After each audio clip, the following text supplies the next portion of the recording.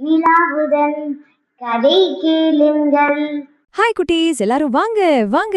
நாம இன்னைக்கு ஒரு ஜாலியான கதை கேட்கலாமா? கதையோட பேர் என்ன தெரியுமா? ஷேக் சில்லியோட சிதறிப்போன கனவுகள். கதைக்குள்ள போறதுக்கு முன்னாடி உங்ககிட்ட ஒரு கேள்வி. நீங்க எப்பவாது எதையாவது யோசிச்சுக்கிட்டே அப்படியே கனவுல மிதக்கிற மாதிரி நடந்து போயிருக்கீங்களா? அப்போ முன்னாடி பார்க்க மறந்து டொப்புன்னு கீழே விழுந்ததுண்டா? யோசிச்சு பாருங்களேன். ஓகே, இப்போ நம்ம கதையோட ஹீரோவை பார்க்கலாமா? இவர் பேரு தான் ஷேக் சில்லி. எப்பவும் ஜாலியா எதையாவது கற்பனை பண்ணிக்கிட்டே இருப்பாரு. பாருங்க, தரையில ஒரு பெரிய எண்ணெய் டின்னு வச்சிருக்காரு. ஆனா அவர் மனசுக்குள்ளேயும் 1000 கனவுகளை சுமந்துட்டு இருக்காரு. ஷேக் சில்லி சந்தைக்கு நடந்து போக ஆரம்பிச்ச உடனே அவர் மனசுக்குள்ள ஒரு யோசனை வந்துச்சு. இந்த எண்ணெய வித்தா நிறைய காசு கிடைக்குமே, அந்த பணத்தை வச்சு நான் என்ன பண்ணலாம் அப்படின்னு யோசிக்க ஆரம்பிச்சாரு. அவருக்கு ஒரு சூப்பர் ஐடியா வந்துச்சு. முதல்ல இந்த எண்ணெய வித்துடணும். அப்புறம் அந்த காசுல ஒரு குட்டி ஆடு வாங்கணும். அந்த ஆடு எப்படி கத்தும்? மே மே மே மேன்னு செல்லமா கத்துற ஒரு அழகான ஆட்டுக்குட்டி. ஒரு ஆடு வாங்குறது நல்ல ஐடியா தானே? ஆனா நம்ம ஷேக் சில்லியோட கற்பனை அவ்வளவுதானா? சே, அதோட நிக்காது. அடுத்து அவர் என்ன கனவு கண்டிருப்பாருன்னு நினைக்கிறீங்க? கொஞ்சம் யோசிச்சு சொல்லுங்க பாக்கலாம். நீங்க நினைச்சது சரிதான். அவரோட சின்ன ஆட்டுக்குட்டி கனவு இருக்கே, அது புஸ்ஸுன்னு வெடிச்சு காணாம போயிடுச்சு. ஏன்னா அதை விட ஒரு பெரிய பெரிய பிரம்மாண்டமான கனவு வர ஆரம்பிச்சிடுச்சு. அவரோட அடுத்த பிளான் என்ன தெரியுமா?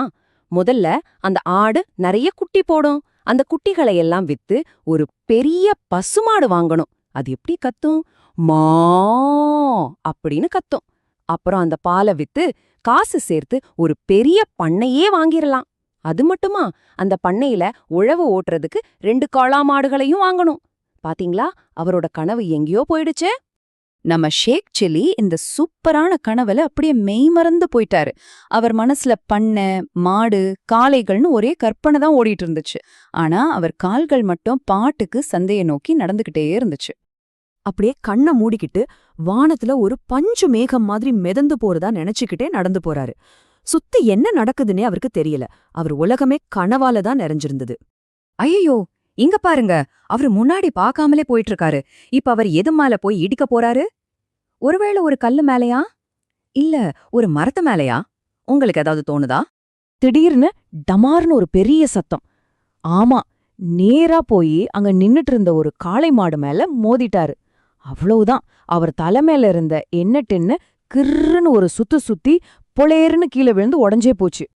ஐயையோ பாவம், அந்த டென்ல இருந்த எண்ணெய் மொத்தம் தரையில கொட்டி ஒரு பெரிய குளம் மாதிரி ஆயிடுச்சு. அந்த இடம் பார்க்கவே ரொம்ப வழுவழுன்னு பழப்பழன்னு ஒரே எண்ணெய் பிசுபிசுப்பா இருந்துச்சு.